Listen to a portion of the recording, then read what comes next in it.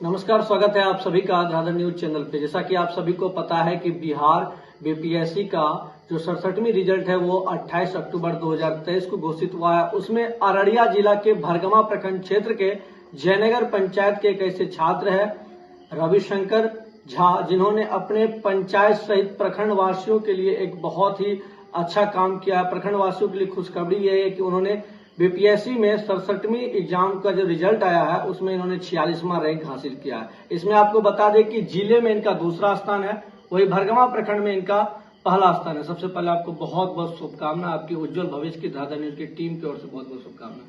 बहुत बहुत धन्यवाद आपको। क्या कहना चाहेंगे? आप एक सुदूर गांव से है और एक सुदूर गांव से बीपीएससी यूपीएससी का एग्जाम निकालना आसान नहीं होता है, और आपने पढ़ाई कहाँ पूरी की और अपने गांव के बारे में और अपने क्षेत्र के बारे में बताएं। मेरी शुरुआती पढ़ाई जो है जवाहर नवोदय विद्यालय कोलासी कटिहार से संपन्न हुई थी। इसके बाद मैं अपनी इंजीनियरिंग की पढ़ाई करने के लिए मध्य प्रदेश चला गया था, और वहां से इंजीनियरिंग करने के बाद फिर जब मैं यहाँ आया तो मैं एक आपको वाकया सुनाना चाहूंगा कि जब मेरा प्लेसमेंट 2-3 कंपनी में ऑलरेडी हो चुका था। लगभग मुझे वो दिन याद है, 29 जून को यहाँ पे मैं आया था, जो मेरे भाई की शादी थी। 3 जुलाई को मुझे ज्वाइन करना था, लेकिन मैंने पापा से कहा कि पापा मुझे सिविल सर्विसेज की तैयारी करनी है। उन्होंने समय बिल्कुल गवाते हुए उन्होंने एकदम ये नहीं सोचा कि क्या करना है, क्या सोचना है, इसकी लाइफ का सवाल है, फिर अप्स एंड डाउन्स हैं इस फील्ड में। उन्होंने सीधा कह दिया ठीक है, तुम्हारा जो सपना है उसको पूरा करो, और फिर मैं सिविल सर्विसेज की वहीं से तैयारी शुरू कर दिया था। आपने सिविल सर्विस ही क्यों चुना? क्योंकि देखिए, एक कहा जाता है कि इक्विलिब्रियम होना चाहिए आपकी लाइफ में, जैसे कि आपका दिमाग क्या चाहता है और आप किसके लिए कैपेबल हैं। जब आपकी क्षमता और आपकी सोच मिल जाती है तो उस चीज को करना ही बेहतर होता है। ये सफलता आपको कितने बार में हासिल हुआ है? ये मेरा तीसरा प्रयास था जिसमें मैं सफल हो सका हूँ। इससे पहले जो 2 बार दिए थे उसमें क्या परेशानी का सामना करना पड़ा? पहली बार मैं प्रीलिम्स नहीं हो पाया था, दूसरी बार मैं इंटरव्यू तक पहुंचा था, लेकिन जो मेरिट लिस्ट बनता है उसमें 2 मार्क्स से मैं इसमें आपका 46वां रैंक आया है और आप जिला में दूसरा स्थान और भरगमा प्रखंड क्षेत्र में अपने पहला स्थान प्राप्त किया है। तो आप अपने क्षेत्र के उन युवाओं को क्या कहना चाहेंगे जो जिनकी आर्थिक स्थिति कमजोर होती है, लेकिन उनका सपना होता है कि यूपीएससी निकालना, बीपीएससी निकालना, लेकिन या तो वो आर्थिक स्थिति कारण नहीं कर पाते हैं या उनको अच्छी शिक्षा नहीं मिल पाती है अपने जिले में या अपने बिहार में कहीं भी? जी बिल्कुल, मैं आपकी बात से सहमत हूँ कि आज के जो युवा हैं उनमें बहुत क्षमता है। ये मैं भी ऑब्जर्व कर रहा हूँ, अभी जहाँ भी मैं जाता हूँ या फिर लोगों को देखता हूँ, बच्चों को देखता हूँ, और चूंकि कुछ वर्ष मैंने शिक्षक के तौर पर भी कार्य किया है, तो उनमें देखा है कि उनकी क्षमता बहुत है, क्योंकि उनको डायरेक्शन सही नहीं मिल पा रहा है, इस कारण से वो असफल हो रहे हैं। और दूसरी बात है कि आपको स्ट्रॉन्ग कमिटमेंट चाहिए अपनी लाइफ से।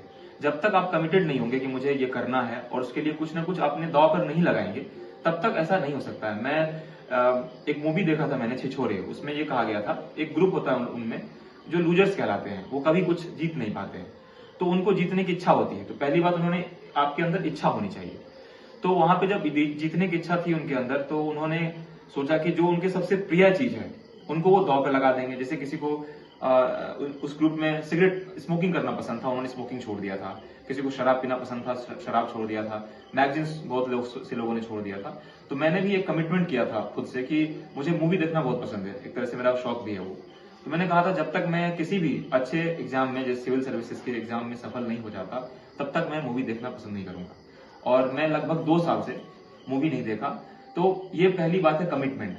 और 3 बात और कहना चाहूंगा मैं आज के युवाओं से कि आप सबसे पहले एक दृढ़ संकल्पित होइए। दूसरी बात है जो आपको अपने अंदर आत्मविश्वास बढ़ाना होगा। तीसरी बात है कठोर परिश्रम। और मैं चौथी बात और इसमें ऐड करूंगा कि एक आप कठोर परिश्रम के साथ साथ स्मार्ट वर्क करना शुरू कीजिए, क्योंकि आज की दुनिया बहुत फास्ट हो चुकी है, डिजिटल दुनिया है, बहुत सारे सोर्स हैं आपके पास पढ़ाई करने का। आपको बस एक काम करना है कि उसमें से स्मार्ट चीजों को चुनना है, सही चीज को पिकअप कीजिएगा, और फिर आपको सही समय में आपको सफलता मिल सकती है। आपको क्या परेशानी का सामना करना पड़ा? क्या आर्थिक या पढ़ाई में कुछ और चीज के सामना आपको परेशानी क्या करना पड़ा? क्योंकि देखिए, इंजीनियरिंग जॉब पाने के बाद, जॉब छोड़ने के बाद हर एक व्यक्ति के मन में एक फाइनेंशियल इनसिक्योरिटी होती है। और चूंकि मैं परिवार का एक सदस्य हूं, तो मेरा दायित्व बनता था कि अपने परिवार को फाइनेंशियली तौर पे सपोर्ट करूं। तो सबसे पहली बात तो ये मैं सोचता था कि नहीं, अपने पिताजी से ज्यादा पैसे नहीं लूंगा, कम पैसे में जिस तरह मैं सफल कैसे हो सकता हूँ। इस बात को मैं सोचता था। हालांकि उन्होंने मुझे कमी नहीं होने दिया। पापा ने बहुत साथ दिया, चाहे वो पैसे से हो, चाहे वो मोटिवेशन से हो, चाहे वो अपने शारीरिक तौर पे, मानसिक तौर पे, हर एक तरह से उन्होंने मुझे साथ दिया है। बाकी मेरे परिवार के सभी सदस्य, चाहे मेरी माँ हो, मेरे दादाजी हो, मेरे दोस्त हो, सभी ने बहुत मदद किया है और भगवान की दया से मुझे किसी चीज की कमी नहीं हुई और ईश्वर की कृपा रही, आज मैं सफल हो सका। अररिया सहित पूरे बिहार के उन छात्रों को क्या कहना चाहेंगे जिनकी आर्थिक स्थिति खराब है और उनका सपना ये है कि मुझे बीपीएससी यूपीएससी निकालना है? बिल्कुल। मैं जानता हूं कि आज के कई युवा ऐसे हैं जिनका सच में सपना होता है कि वो यूपीएससी और बीपीएससी करें। अगर उनको ऐसा लगता है कि फाइनेंशियल वो वीक हैं, तो मैं अभी भी, इससे पहले भी आपको कह चुका हूं, यूट्यूब पे कई मटेरियल जो फ्री में अवेलेबल है। आप उसको देखिए, उससे नोट्स बनाइए, खुद का नोट्स बनाइए, किसी और का नोट्स मत बनाइए। और एनसीईआरटी की जो किताबें होती है वो बहुत सस्ती है, आप उसको खरीद सकते हैं या उसका फोटोकॉपी करवा सकते हैं। उस माध्यम से आप पढ़ाई कीजिए और बहुत लिमिटेड सोर्स रखिए, कम सोर्स रखिए और मैक्सिमम रिवीजन कीजिए, क्योंकि रिवीजन ही सक्सेस का की है। अगर आप रिवीजन नहीं करते हैं तो आप सफल होने में आपको समय लगेगा। क्योंकि मैं ऐसा देखता हूं कि आज के युवा अपने रूम में लाइब्रेरी बना लेते हैं, जबकि उससे जरूरी नहीं सफलता आपको हासिल हो जाएगी। आपको ऐसे बुक पढ़ने हैं जो आपको सफल बनाएगा, साथ ही साथ उसको बार बार रिवीजन लेना है आपको। अगर आप बार बार रिवीजन करते हैं ताकि आपके दिमाग में वो कीवर्ड्स, की पॉइंट्स आपको एग्जाम से पहले रहता है, तो ऑब्वियस सी बात है कि वो आपको एग्जाम में काफी मदद करेगा, चाहे वो प्री हो, चाहे वो मेंस हो, चाहे वो इंटरव्यू हो, क्योंकि आपका व्यक्तित्व ही आपका वो पेपर में दिखता है, इंटरव्यू में दिखता है। तो जितना अच्छा स्ट्रॉन्ग व्यक्तित्व को कीजिएगा, जितना आप कमिटेड रहिएगा, मुझे लगता है उतनी जल्दी आपको सफलता मिल जाएगी। रविशंकर जी, आप अपनी सफलता का श्रेय किसे देना चाहेंगे, परिवार वालों को या फिर अपने गुरुजनों को?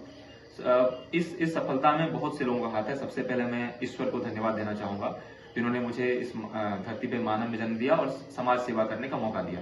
इसके पश्चात मैं अपने माता पिता, दादा दादी और सभी परिजन, बहन, दोस्त, जो भी मेरी सफलता में साथ दिया है, उनको सभी को धन्यवाद व्यक्त करना चाहूंगा। आगे आप सेवा में रहकर बिहार और देश के लिए क्या करने वाले हैं? कई लोगों का सपना होता है वो पूरा हो जाता है, लेकिन उन लोगों का ये सवाल हो जाता है कि देश ने हमको क्या दिया, और आप जब इस सेवा में आ चुके हैं, प्रशासनिक सेवा में आएंगे आप, तो सिविल सेवा में, तो आपको क्या लगता है कि आप इस देश के लिए क्या कर सकते हैं? क्योंकि कुछ युवाओं का ये सपना होता है कि सिर्फ बन जाना, बनने के बाद वो देश के लिए और राज्य के लिए कुछ नहीं सोचते। आप अपने राज्य और देश के लिए क्या करेंगे आगे? देखिए, अगर ट्रेनिंग के बाद अगर मुझे अपना पद प्राप्त होता है तो मेरी कुछ प्राथमिकताएं हैं जो मैं जरूर करना चाहूंगा। सबसे पहली प्राथमिकता जो मेरी है वो है, मैं स्टूडेंट के लिए काम करना चाहूंगा। जहां तक जब मैं स्टूडेंट था, जब मैं ब्लॉक का चक्कर लगाता था, तो मुझे इस बात में बहुत परेशानी हुई है। जब मुझे आवासीय, जाति या जो भी प्रमाण पत्र होते हैं बच्चों को बनाने होते हैं, स्टूडेंट्स को बनाने होते हैं, उस दौरान मैं बहुत कठिनाई का सामना किया। तो मैं चाहूंगा सबसे पहले जो एस्पिरेंट्स हैं, उनके कोई भी काम हो, उनको कोई दिक्कत हो रही हो, चाहे चरित्र प्रमाण पत्र से रिलेटेड कोई बात हो या आवासीय से रिलेटेड हो या और भी कोई मैटर उनका इससे जुड़ा हुआ हो, उनके समय को व्यर्थ कर रहा हो, तो उसको सबसे पहले मैं सही करना चाहूंगा। दूसरी प्राथमिकता जो मेरी होगी वो, जैसा कि मैं, ये सर्विस ही है समाज से जुड़ने का, जनता से जुड़ने का, तो मैं जनता से डायरेक्ट जुड़ने की कोशिश करूंगा। जहां तक मुझे लगता है कि अगर कोई ऑफिसर प्रशासनिक सेवा में है तो वो सेवक है, ना कि वो मालिक है। अफसरशाही प्रवृत्ति के लोग कभी भी देश को सफल नहीं बना सकते। तो देश को सफल बनाने के लिए आपको सबसे पहले लोगों से जुड़ना होगा, उनके कष्ट को समझना होगा, और वो तब समझ सकते हैं जब उसके क्षेत्र में भ्रमण कीजिएगा। तो आप लोग, मेरी प्राथमिकता ये होगी कि मैं जनता से जुड़ूं और उनके कष्ट का निवारण कर सकूं। तीसरा जो मेरा प्राथमिकता होगा, जो महिला समाज है आज के, वो अभी भी, मैं बिहार की महिलाओं की बात करना चाहूंगा, वो अभी भी पिछड़ी हुई है। चाहे आप शिशु मृत्यु दर को देखें, उनकी एनीमिया की शिकायत को देखें, तो उनमें बहुत ज्यादा ये खुलकर, जहां तक मुझे लगता है आंकड़े बताते हैं कि उनमें कमी है। तो महिलाओं के लिए मैं विशेष कार्य करना चाहूंगा ताकि वो अपनी क्षमता का पूर्ण रूप से उपयोग कर सके, क्योंकि यह लोकतंत्र है और लोकतंत्र में हर एक व्यक्ति को अपनी क्षमता का पूर्ण उपयोग करने का अधिकार है। चलिए रविशंकर जी, बातचीत करने के लिए, इतने समय देने के लिए आपका बहुत बहुत धन्यवाद, और हमारे दादा न्यूज की टीम यही शुभकामना करेंगे कि आप आगे देश के लिए अच्छे काम करते रहे। बहुत बहुत धन्यवाद। आपका भी बहुत बहुत धन्यवाद, आपने अपना बहुमूल्य समय हमारे लिए निकाला है। तो मेरी तरफ से अगर कुछ मैसेज युवाओं को या कुछ लोगों को पहुंचे तो मैं इस चीज का आभारी रहूंगा। धन्यवाद आपका। बहुत बहुत धन्यवाद।